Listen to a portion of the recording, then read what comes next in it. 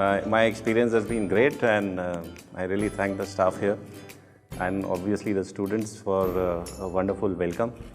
And having this range facility is not an easy task. This facility is not available as a routine, but the school has gone and taken this novel initiative of going ahead with the range so as to give this facility to our children. That's a great thing in itself. And I think we always, to make champions in the national level, we first need to find the talent. And I think this is the first step towards finding the talent. And once if the children are exposed to this, range and this game, probably some very good talent will come out and they will be champions of future. So my compliments to the school and the staff. Thank you very much.